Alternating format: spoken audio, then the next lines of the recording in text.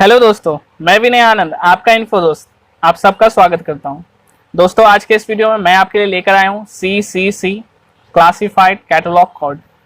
आज हम लोग जानेंगे कि CCC कैसे बना, इसकी डेवलपमेंट की हिस्ट्री क्या थी, कौन कौन से एडिशंस आए और वैसे ही सारे क्वेश्चन जो आपके एग्जाम में पूछे जाते हैं। तो उस सारी बातों को आज हम लोग इसमें वीडियो के माध्यम से विस्तार से चर्चा करेंगे, फुल एक्सप्लेनेशन करेंगे। तो इस वीडियो के साथ पूरे लास्ट तक जरूर बनना और साथ ही में अगर वीडियो आपको अच्छी लगे तो इसे लाइक कर देना, शेयर कर देना, सब्सक्राइब कर देना और साथ ही में हमारे फेसबुक ग्रुप से आप जुड़ जाना।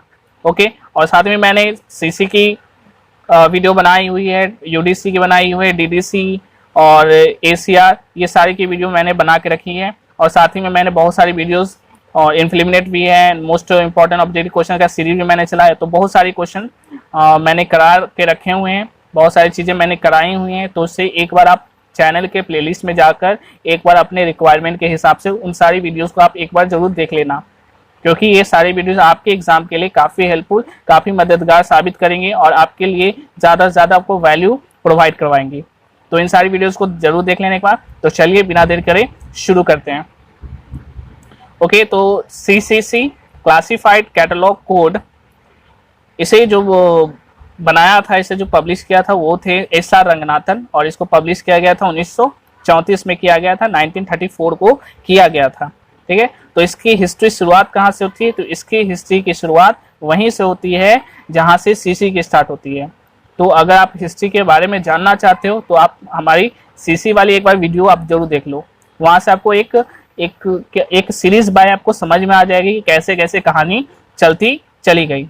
तो बात करते हैं कि जब 1924 में वो SR रंगनाथन थे, उनको लंदन भेज दिया गया था और जब वो 1925 में 1925 में जब वो वापस आए इंडिया, जब वो वापस आए तो इंडिया वापस कहाँ आए? तो वहीं जहाँ से इनको भेजा गया था, तो ये मद्रास यूनिवर्सिटी लाइब्रेरी, ठीक, तो मद्रास यूनिवर्सिटी लाइब्रेरी में ये 1925 को ये रंगनाथन वापस लौट के आ गए। तो यहाँ आने के बाद क्या हुआ कि जब 1924 में वहाँ पर लंदन में गए थे, तो वहाँ लंदन में जाने पर उन्होंने वहाँ पर क्या देखा, तो कैसे कैसे लाइब्रेरी में कैटलॉग तैयार किया जाता है, कैसे क्लासिफिकेशन किया जाता है, तो ये सारी चीज़ को उन्होंने देखा। वहाँ पर जाकर उन्होंने ASCR को सीखा। तो उन सारी बातों को देखने के बाद, सीखने के बाद उनको जो भी कमियाँ लगी, ठीक, उन सारी कमियों को दूर करने के लिए उन्होंने CC का निर्माण किया, कोलन क्लासिफिकेशन का निर्माण किया और साथ ही में कैटलॉग को लेकर भी उन्होंने एक CCC क्लासिफाइड कैटलॉग कोड को निर्माण किया, जनरेट किया। और ये किया किसके माध्यम से? तो वहाँ पर उनके SR रंगनाथन के मद्रास लाइब्रेरी यूनिवर्सिटी में उनके जो कलीग थे C सुंदरराम और KM शिवाराम रमन, ठीक है, C सुंदरराम और KM शिवारमन, इन दोनों के साथ मिलकर रंगनाथन ने क्या किया? CCC क्लासिफाइड कैटलॉग कोड का निर्माण किया और 1934 में इन्होंने पहला बार इसका फर्स्ट एडिशन पब्लिश कर दिया। ओके, तो 1934 में इन्होंने पहला एडिशन CCC का क्लासिफाइड कैटलॉग कोड का पब्लिश कर दिया और इस तरह ये सिलसिला आगे चलता रहा। और यहाँ पर आपको आपके सामने ये सारे एडिशंस हैं जो आपके एग्जाम में पूछे जाते हैं, तो इनको आप एक बार अच्छे से देख लो और इसको आप क्या करना कि सीरियल वाइजिंग जो यहाँ पर इंक्रीजिंग ऑर्डर है, इसी ऑर्डर में आप लोग इसको याद कर लेना।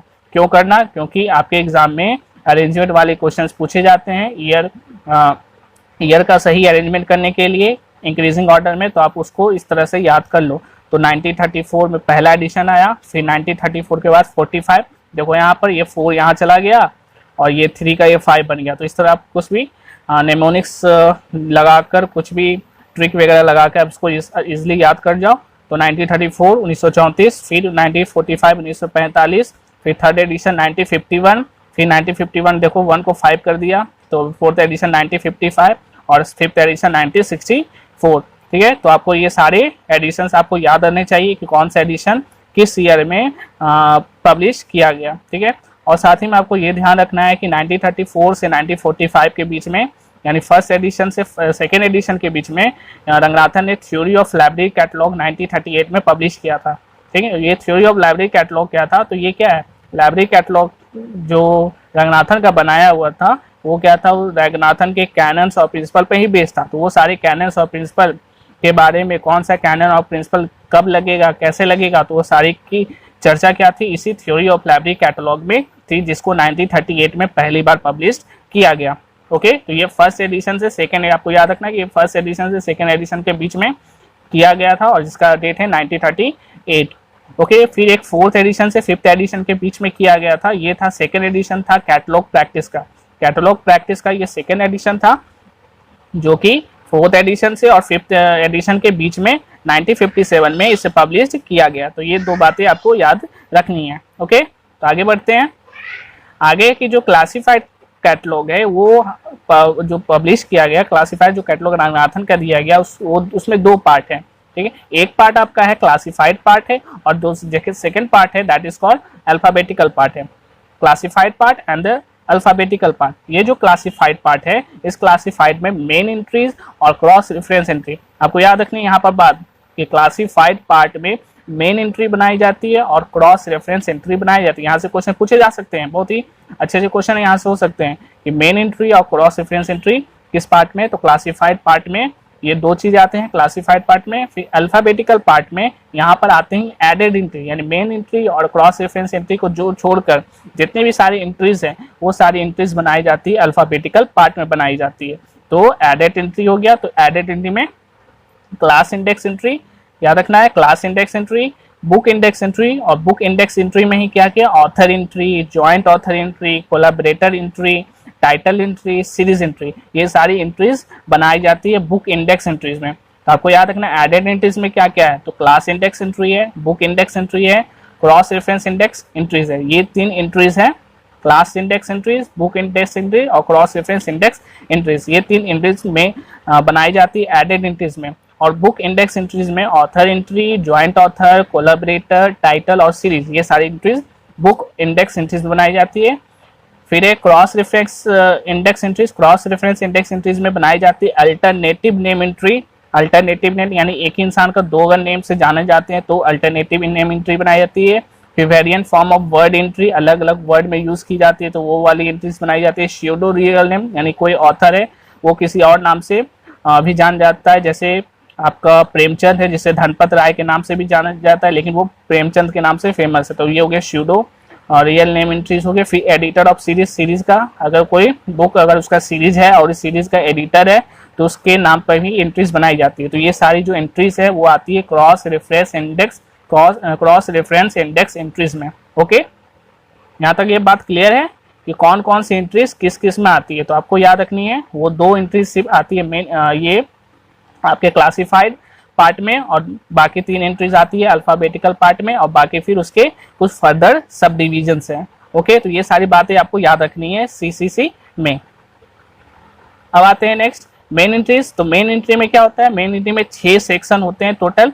तो एक होता है जो फर्स्ट होता है सबसे ऊपर लीडिंग सेक्शन, फिर नेक्स्ट आएंगे हेडिंग सेक्शन, फिर आएंगे टाइटल सेक्शन, फिर आएंगे नोट सेक्शन, फिर आएंगे एक्सेशन नंबर सेक्शन, फिर नेक्स्ट आएंगे ट्रेसिंग सेक्शन। तो ये 6 सेक्शंस सीसीसी में ट्रिपल सी में बनाए जाते हैं। तो आप देख लो यहाँ पे एक कैटलॉग का आपका स्केलेटन है, ठीक है, यहाँ पे एक डेमो है कैटलॉग का। यहाँ पे देख लो लीडिंग सेक्शन है, लीडिंग सेक्शन में क्या लिखा जाता है तो ये आपको याद रखनी है, वहां पर कॉल नंबर लिखी जाती है। लीडिंग सेक्शन में क्या लिखी जाती है, कॉल नंबर लिखी जाती है और ये कॉल नंबर पेंसिल से लिखी जाती है। ओके, लीडिंग सेक्शन में जो कॉल नंबर है वो पेंसिल से लिखी जाती है। फिर आते हैं हेडिंग सेक्शन, हेडिंग सेक्शन में ऑथर का नाम लिखा होता है, हेडिंग सेक्शन में ऑथर का नेम लिखा जाता है। फिर टाइटल सेक्शन है तो टाइटल में टाइटल लिखते हैं, जो टाइटल है वो लिखा जाता है। फिर अगर कोई सब टाइटल है तो कोलन देके सब टाइटल लिखा जाता है। एडिशन है तो एडिशन लिखा जाता है। कोई कोलैबोरेटर है तो कोलैबोरेटर का मतलब क्या हुआ, कोई एडिटर है, ट्रांसलेटर है, इलस्ट्रेटर है, तो ये सारी चीज क्या है, कोलैबोरेटर्स आते हैं। ठीक है, कोलैबोरेटर में एडिटर, ट्रांसलेटर, इलस्ट्रेटर, फिर रिवाइजर, इस तरह के जो भी हैं वो सारे कोलैबोरेटर कहलाते हैं।